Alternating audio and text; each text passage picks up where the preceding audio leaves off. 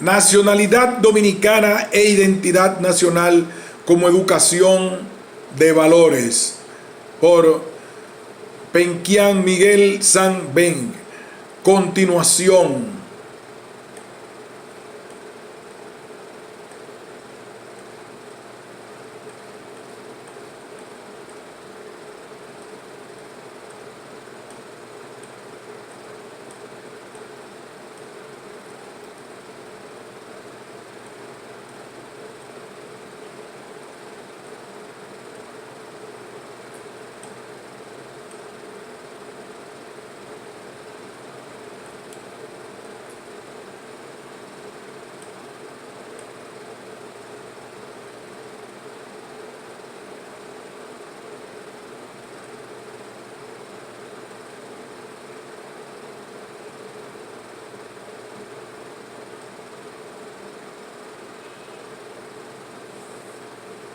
Aristóteles considera que la teoría de las ideas es imposible, ya que establece una separación entre el mundo visible y el mundo inteligible, es decir, la existencia de un hiato entre la sustancia y aquello por lo que una sustancia es, su forma o esencia.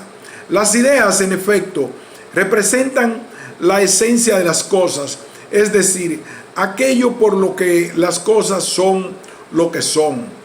¿Cómo es posible, concluye Colomer, que aquello por lo que algo es lo que es no resida en el objeto, sino fuera de él? ¿Cómo es posible que aquello, insiste el autor, que hace que el hombre sea hombre, su esencia, la idea del hombre, no resida en el hombre, sino que exista independientemente de él? Las formulaciones de Platón para tratar de explicar la relación entre las ideas y las cosas, las teorías de la participación y la imitación, por lo demás, lejos de explicar dicha relación, no son más que metáforas. Ya el mismo Platón había criticado dichas teorías en el Parménides. Colomer señala que Aristóteles insistirá en sus carencias con el argumento del tercer hombre. Si el hombre es el resultado de la imitación de la idea de hombre y tal idea es entendida como una entidad de carácter individual, ¿a qué otra realidad imita la idea de hombre?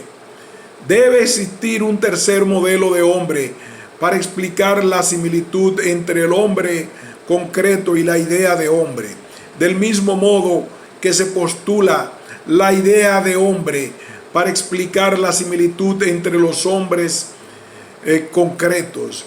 De ese modo encadenaríamos hasta el infinito la exigencia de un modelo del modelo, lo que nos llevaría al absurdo.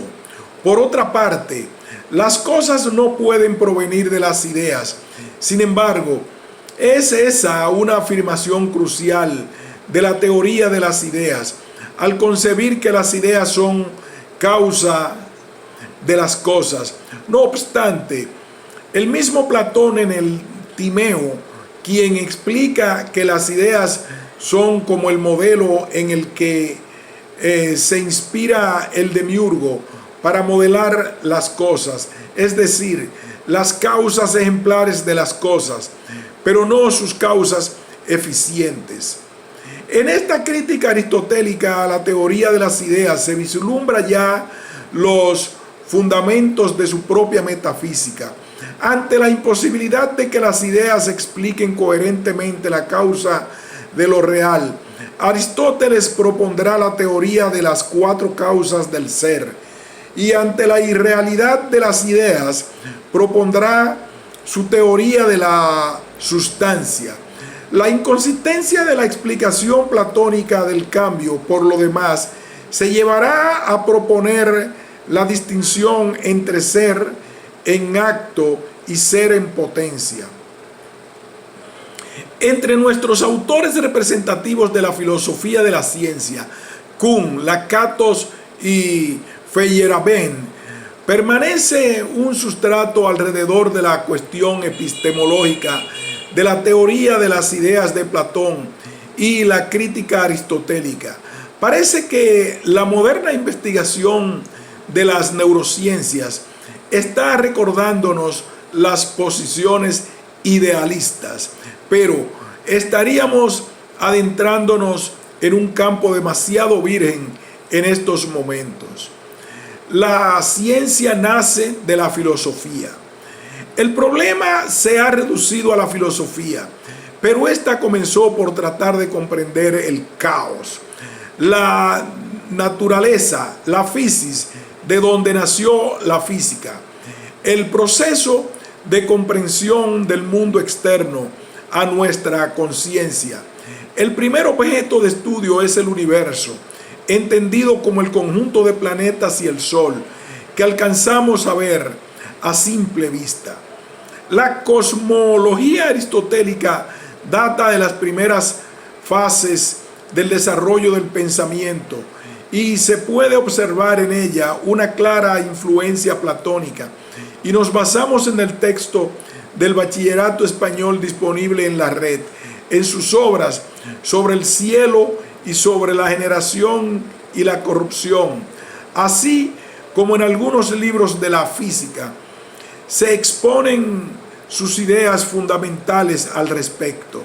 El universo, que es finito y eterno, se encuentra dividido en dos mundos, el sublunar y el supralunar, reproduciendo de esta forma, en cierto modo, el dualismo platónico. Cada uno de ellos con características bien distintas, como veremos a continuación. El mundo sublunar, en efecto, está formado por los cuatro elementos y sometido a la generación y a la corrupción, es decir, al cambio y al movimiento. El mundo supralunar, por el contrario, está formado por una materia especial incorruptible, el éter o quinta esencia, que solamente está sometido a un tipo de cambio, el movimiento circular, que al igual que Platón, Aristóteles considera una forma perfecta de movimiento, en clara oposición a los cuatro elementos, tierra, agua, aire, fuego, de los que está formado el mundo sublunar. La Tierra, que es una esfera inmóvil, se encuentra en el centro del universo y alrededor de ella, incrustados en esferas concéntricas, transparentes, giran los demás astros y planetas, arrastrados por el giro de las esferas en que se encuentran y que están movidas por una serie de motores que deben su movimiento a un último motor inmóvil que actúa directamente sobre la última esfera, más allá de la cual ya no hay nada, la llamada esfera de las estrellas fijas, porque se suponía que las estrellas estaban incrustadas, fijadas en esta esfera, que es movida directamente por el motor inmóvil y que transmite su movimiento a todas las demás esferas y al mundo sublunar. En este sistema se establece una jerarquía de seres a partir de la perfección del motor inmóvil, que Aristóteles considera como una forma pura, como un ser perfecto, por lo tanto, y que causa el movimiento en el universo, en tanto causa final, y de la esfera de las estrellas fijas, que se va degradando a medida que nos acercamos al mundo sublunar, que representa el nivel ínfimo de la escala, dominado por la generación y la corrupción. Para poder explicar la acción del motor móvil como causa final, Aristóteles se ve obligado a dotar de alma a las esferas intermedias. Dichas esferas aspiran a ser perfectas como el motor inmóvil, y es esa aspiración la que mueve el universo. Pero para poder aspirar a esa perfección, han de tener alma. Este mundo sublunar aristotélico conformó nuestra visión científica hasta que se inició a conformar un movimiento de comprensión de la naturaleza mediante el análisis de evidencias, que es la ciencia moderna. En el trasfondo se encuentra la realidad de los paradigmas. En un principio hubo un paradigma. El paradigma clásico se estableció en base a los conceptos de causalidad, parsimonia y explicada por un modelo matemático subyacente. Un modelo eficiente que representó la primera modelación moderna, la gravitación universal de Isaac Newton. Galileo Galilei se puede considerar sin lugar a dudas como el impulsor de la ciencia moderna. Lejos de las veleidades metafísicas de René Descartes y de los sueños visionarios que acompañaron la actividad de Johannes Kepler, sin menoscabar los aciertos de ambos, el pensamiento de Galileo se ciña a lo que la ciencia moderna considerará los elementos básicos de toda actividad científica: la aplicación de las matemáticas a los proporcionados por una observación rigurosa de los fenómenos estudiados, dejando al margen percepciones, prejuicios y demás servilismos impuestos a la inteligencia humana por las creencias y la opinión común. Aunque el modelo cosmogónico era de Aristóteles, el paradigma de la naciente ciencia fue tomado de su ideario racionalista por parte del Círculo de Viena, con el propósito de convertir a la filosofía de un ideario teocéntrico a una generalización del quehacer científico en medio de la euforia de la gran evolución científica desatada por la física y la química del siglo XIX. Todas las cápsulas biográficas están tomadas de Wikipedia. En consecuencia, nacimos con el sello del conflicto. La economía, como la ciencia social más antigua, siguió el modelo de la física para constituirse como ciencia y por ello eligió el camino de la cuantificación. Pero las otras ciencias sociales tienen un retraso relativo con el grado de modelización matemática alcanzada por la economía. Sin embargo, el impacto de las concepciones alternas en las ciencias físicas y en las bióticas o biológicas están produciendo presiones ontológicas, metodológicas y políticas en las ciencias sociales. Mientras tanto, la ciencia se identificó con la inducción y el empirismo.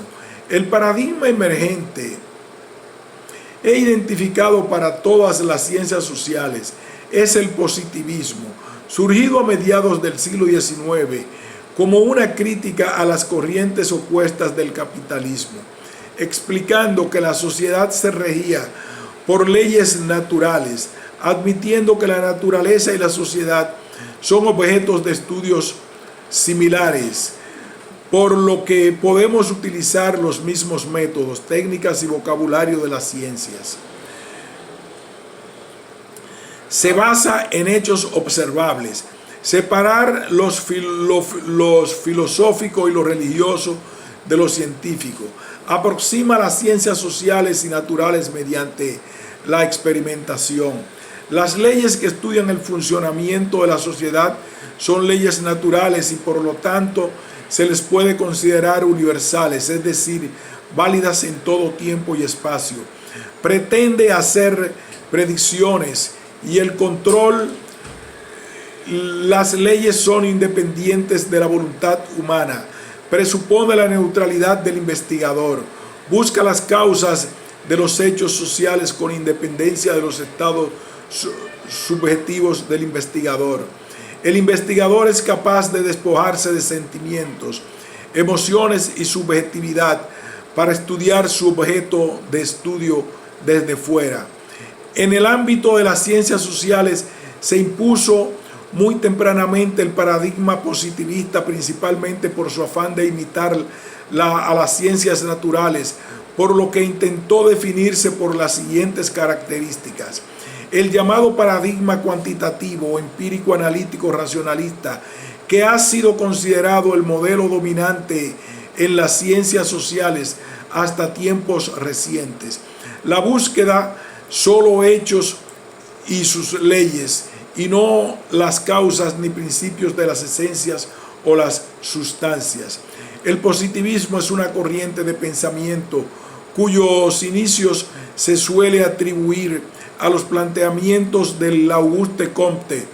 No admite como válidos los conocimientos, sino los que proceden de las ciencias empíricas. Escuela filosófica que define determinados supuestos sobre la concepción del mundo y el modo de conocerlo. El mundo natural tiene existencia propia, está gobernado por leyes. El objetivo que se obtiene se considera objetivo y factual. Utiliza la vía hipotético-deductiva.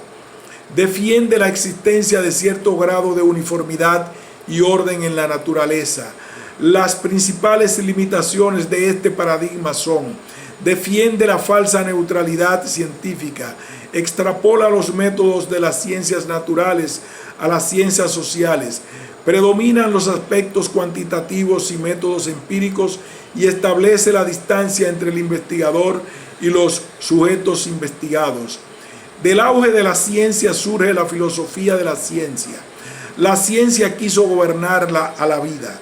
La filosofía de la ciencia moderna está marcada por el Círculo de Viena,